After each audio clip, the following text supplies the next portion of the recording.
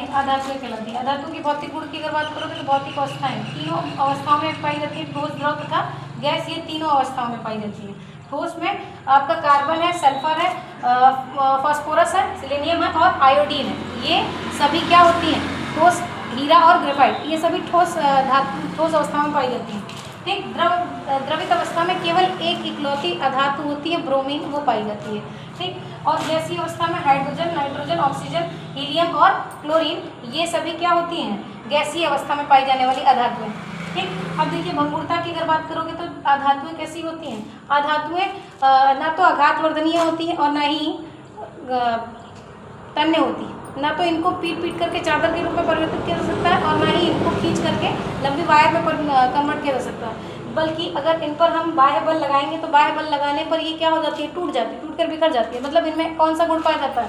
तो इनमें भंगुरता का गुण पाया जाता है। ठीक, लेकिन फिर भी इसमें एक अपवाद होता है, हीरा। हीरा क्या होती है? हीरा ठोस अवस्था में पाई जाती है, कठोर अवस्था में पाई जाती है, ये विश्व की सबसे कठोरतम अधातु कही जाती है।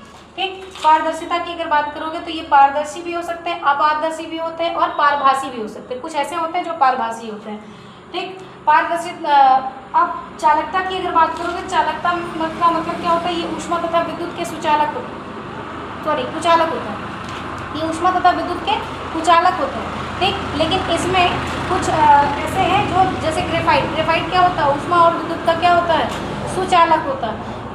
अगर हम एक तरफ इलेक्ट्रिसिटी इसमें प्रोवाइड कराएंगे तो दूसरी तरफ आप पेंसिल की नोक पर, पेंसिल का जो नोक होती है उस पर आप प्रैक्टिकल करके देख सकते हैं कि एक तरफ अगर हम उसको इलेक्ट्रिसिटी प्रोवाइड कराएंगे तो दूसरी तरफ ऑटोमेटिक इलेक्ट्रिसिटी क्या हो जाती है? पास हो जाती है। ठीक, अब देखिए यहाँ पर ऐसा क्या होता है कि ये बैड कंडक्टर होते हैं, मतलब अच्छे कंडक्टर नहीं होते हैं इलेक्ट्रिसिटी और हीट के। तो इनका रीज़न क्या होता है? इनमें पहली चीज़ तो इनमें फ्री इलेक्ट्रॉन नहीं होते। क्या नहीं होता? तो इनमें फ्री इलेक्ट्रॉन नहीं होते, मुक्त अवस्था में इलेक्ट्रॉन नहीं पाए जाते। और दूसरी चीज़, इनमें जो इलेक्ट्रॉन होते हैं वो टाइटली, मतलब कि क्या कह सकते हो कि अच्छे से उनको पकड़े रहता है, बांधे रहता है, जिसके कारण ये bad conductor of heat and electricity होता है। ठीक, अब देखिए गलनांक और क्वथनांक की अगर बात करोगे तो इनका जो गलनांक और क्वथनांक होता है वो उच्च नहीं होता है।